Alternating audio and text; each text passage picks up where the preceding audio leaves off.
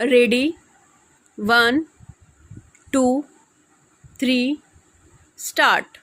Questions of equity apart, the mode and scale of subsidizing has had two effects.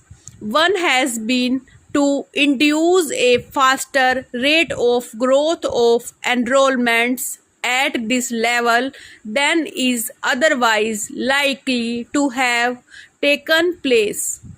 In several parts of the country, the fees charged for higher education have remained unchanged for decades, and the rising costs have been almost wholly covered by the subsidies from government. Higher education has therefore become almost free for those who are in a position to meet the other related expenses. New para. The other effect has been to encourage in this sphere, particularly in the last decade, a kind of entrepreneurship with little commitment to the goals of higher education.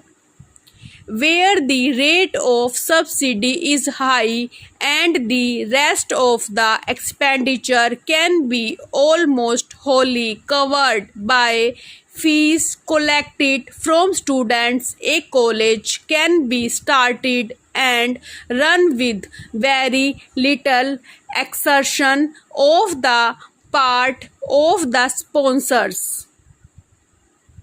In Delhi, 95% of the excess expenditure of a college on all approved items over its income from fees is met by the University Grant Commission. The sponsoring body, where it is a private agency or a local authority, needs therefore to cover only a very small fraction of the total expenditure on running a college. Full stop. Naturally, there is no dearth of entrepreneur for starting colleges with an eye on the patronage and influence they can exercise through their control over them. Full stop. Though the extent of subsidy is not as high elsewhere, the position is not very different in several other parts of the country where liberal grants in aid are given by state governments to colleges. The main qualification required of the promoters of higher education under these conditions is only that they have the contacts for securing the necessary financial and other support from the powers that be. Full stop. New para. Where the rate of subsidy is not so high, some adjustments are called for.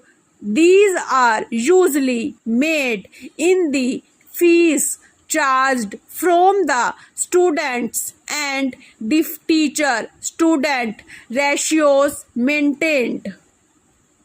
Thus, the annual fee for undergraduate education ranges all the way from less than rupees 100 per student, the colleges in Rajasthan, to well over rupees 300 per student in Bombay.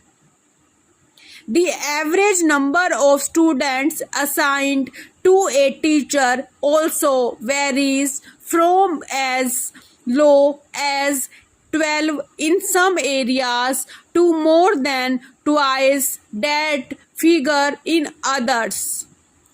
This subsidy has to be discontinued. Full stop. Thank you.